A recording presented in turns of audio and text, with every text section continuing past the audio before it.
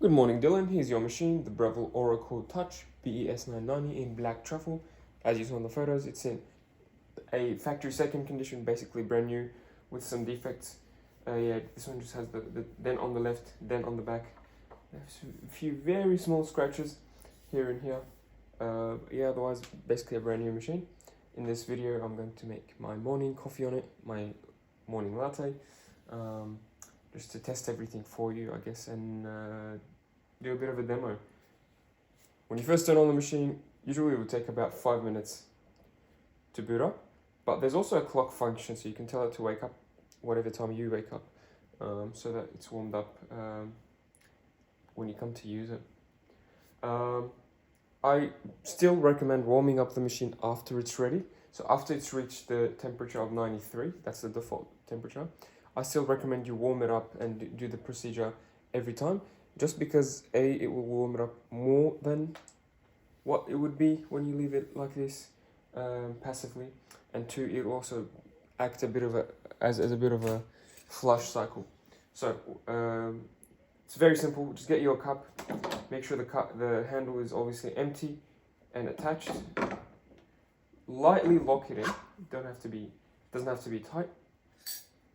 And then press the brew button. This will give you hot water. It'll go through the grip head. It'll go through the portafilter.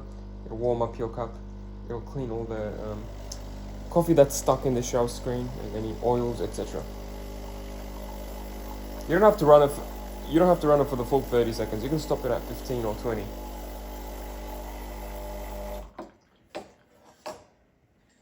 I mean, half the cup is good enough. Just give it some heat. Next, I'll take out the portafilter and grab a tissue to dry. So your machine comes with a single and a double. This is the double. It'll take about 20 to 23 grams of coffee. It really depends. I'm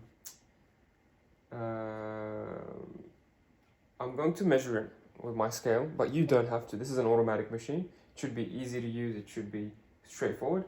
But just for your interest, I'm going to measure the inputs and the outputs. Of course, you have to sort of adjust the grind size manually. So you've got a dial here on the left. You can change how quick or how slow your coffee brews by making it coarser or finer. I've never made a coffee on this machine, so I don't know what the correct grind size is. I will start at 15. I'll have a quick look at it, just to feel if it's going to be close enough. And then if it's close enough, I'll just continue.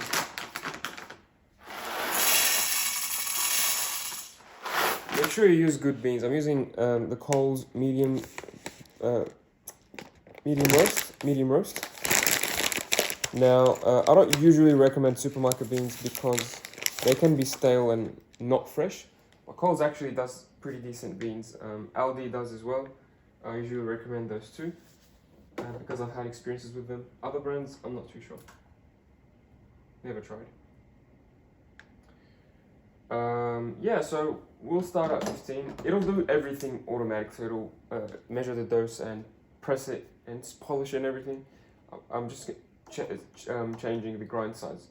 That's the only manual part about the grinding.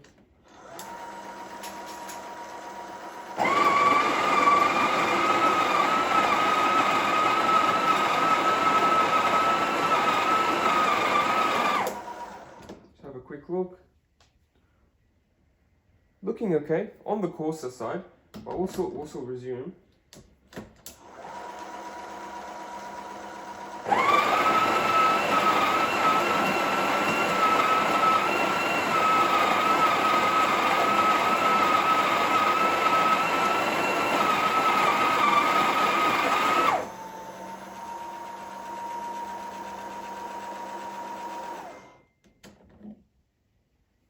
Nicely polished. Just flip it upside down just to get rid of any loose grounds. But yeah, it looks really good. This is probably 23 grams. 22 grams, perfect. Could be on the finer end of things, so if we make a coffee and we don't get a lot of espresso out, that is the reason. So basically with grind size, you can think of it as brew speed. So a higher number means a higher brew speed, a lower number means a slower speed. So if I make a coffee now and I get a couple drops only, So it'll go for 30 seconds on the brew. And if in that 30 seconds I only got a couple mils or a couple drops, then obviously that's way too little coffee. And conversely, if I get too much coffee, if I fill half of this cup with espresso, then that's too much for a shot of espresso. So that tells me there's something wrong. So if it's too quick, we need to grind finer. If it's too slow, we need to grind coarser. That's the basic gist. And we'll see. So I'll reset my scale here. Ideally for espresso, it should be a 2-to-1 ratio. So for every gram you grind and put in the handle, you want 2 grams out of the handle into the cup. So 2 grams of espresso for every gram of coffee.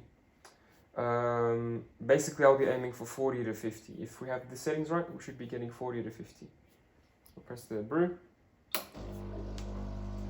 I suspect it'll be on the slower end of things, just because it was...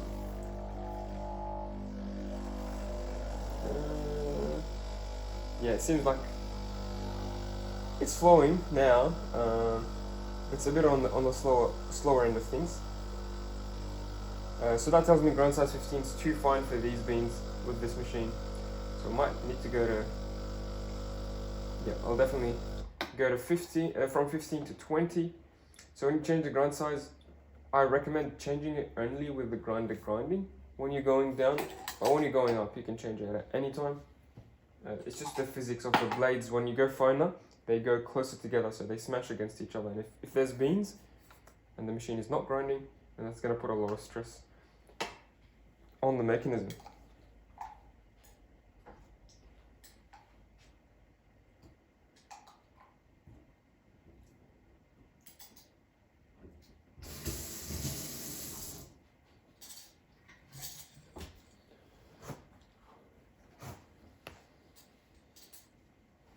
So we did waste a shot of espresso, but that's okay. I mean, it's a means to an end.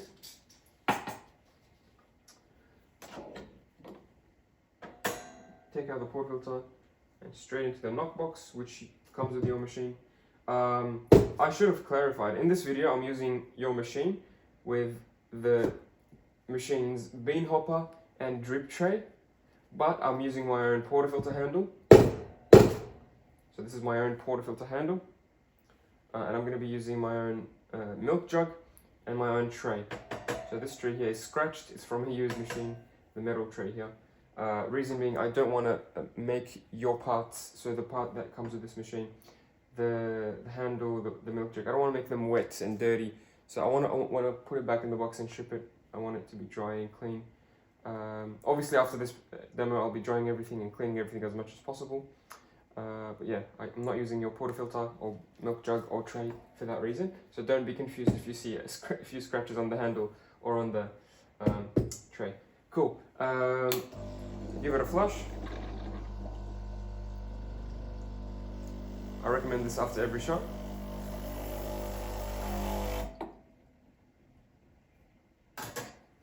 I'm gonna grab my tissue again and dry it.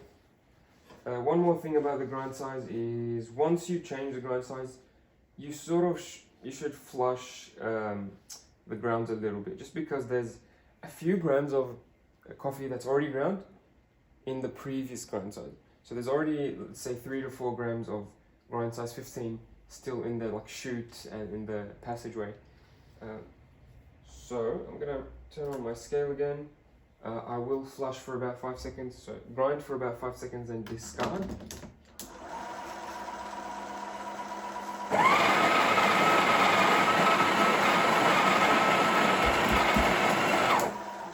Okay, so this is a mix between the old and the new.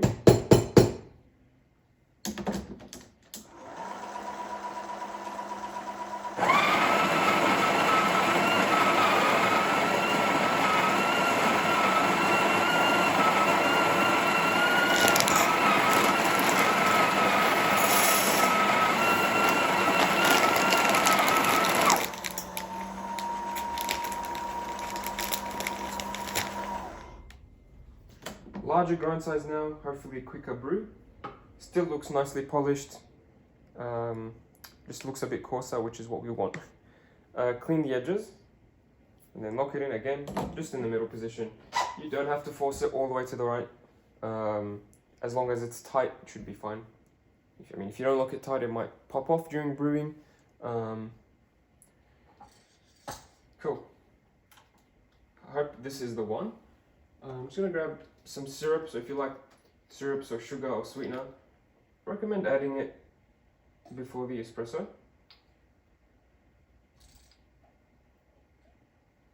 I'm using hazelnut now.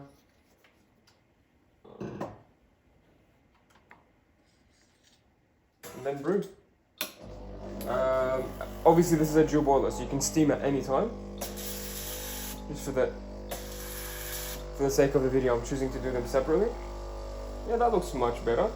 It's like a symmetrical honey-like flow, can you see that? Nice and smooth.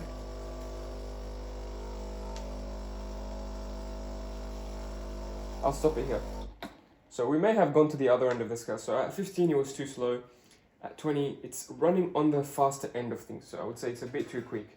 So I had to stop it at 23. This is 35. So I would have gotten, by 30 seconds I would have gotten 50 or 55 grams. Which is okay if I'm being honest.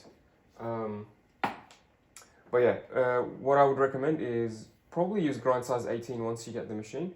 So I'll leave it as is, honestly. Whatever beans you use, you'll probably use slightly different settings. So I'm not going to waste time going another shot at 18.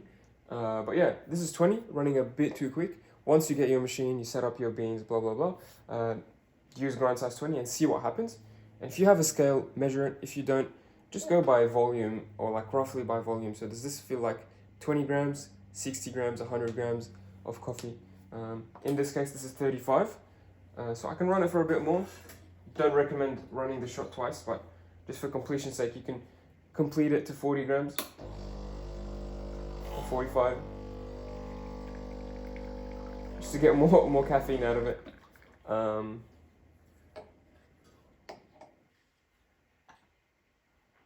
Yeah, that's 45. So this is what 45 looks like if you want to eye level it, or eyeball it, sorry. Yeah, this is an okay shot, I would say.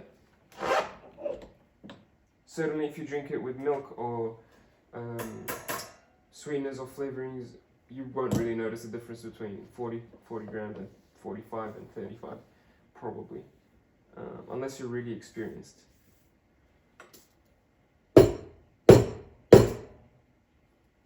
Then the flush.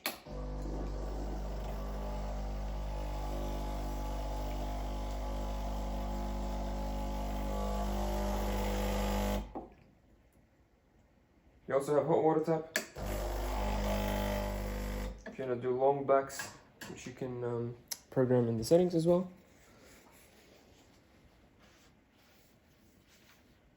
Keep the machine as dry as possible when you use it. And grab a tissue here and wipe the shower screen. There's often a few coffee granules and dirt that you can clean. Even after flushing, there's a bit left. Cool. Espresso done. Time to steam some milk.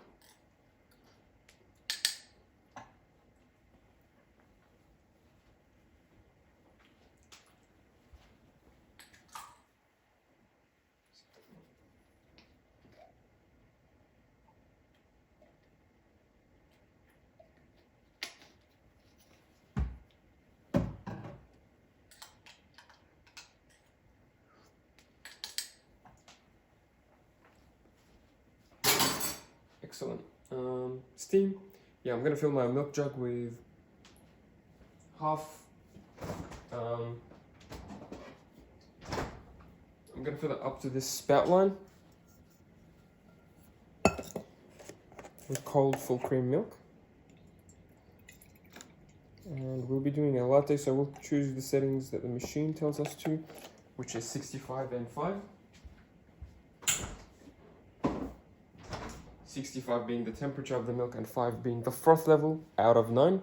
So it goes all the way to 9. Yeah, you can flush just before to get rid of any condensation. And then, very easy, you can just bring it down and press the milk button to froth automatically.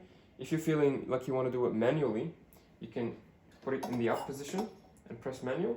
That way you can practice your latte steaming, or like your steaming skills, and maybe even do some latte out that way, like a barista would do the milk. But yeah, this machine is all about the automation, so let's do the automatic part. So ideally you want to be frothing the milk as you're brewing the shot, so that they're both ready at the same time. Some people do the milk later so they can clean the espresso after. So do the shot, then do the milk. And as you're doing the milk, you can do the flushing and the cleaning and etc. So a bit of efficiency for you if you want. I'm gonna leave this off. If you're making another coffee shortly after, keep it on to keep it warm. Some people keep it on so that next morning it's nice and hot with the machine when it turns on. I think that's fine. But if you overdo it, if you over tighten, you might put too much pressure on the rubber seal. So I don't recommend it.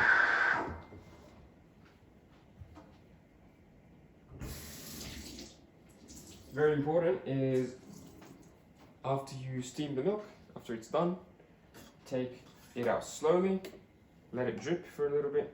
You don't want to drip on the ground. And then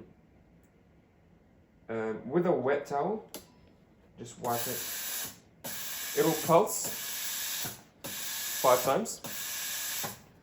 So it'll pulse 5 times to clean the insides, to get rid of any milk residue on the inside. But in terms of cleaning the outside, you have to do that with a wet towel. The dry towel won't cut it, just because obviously it gets really hot. It's metal. It gets really hot, and the milk sticks to it very quickly when you take it out. So you want to minimize the time between finishing and steam and wiping it off.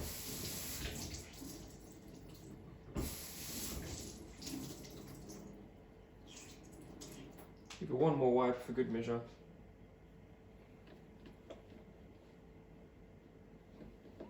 And you can pulsate if you want to be extra clean. Cool, and obviously wipe off whatever's here. And that's it, that's latte on your Breville Oracle. Let's not let the milk sit out for too long. Just grab the jug, knock it on the counter to break any big air bubbles, and swirl it around to mix it up. Repeat this until the surface is nice and smooth, just like wet paint if you've seen it.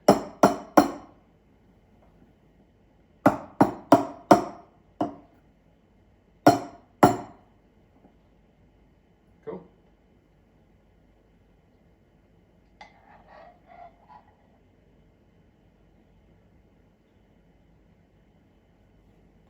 Look what we have here. I don't usually do latte art, but this machine did the milk so well that we have a nice little pattern. Nothing fancy. I'm sure you can do better if you do some practice. But yeah, this is a heart on the Breville Oracle. I'm sure you can enjoy it very soon and do even better latte art. Thanks for watching. If you have any issues or concerns, please let me know. And yeah, hope the machine arrives safely later this week. Thanks, Dylan.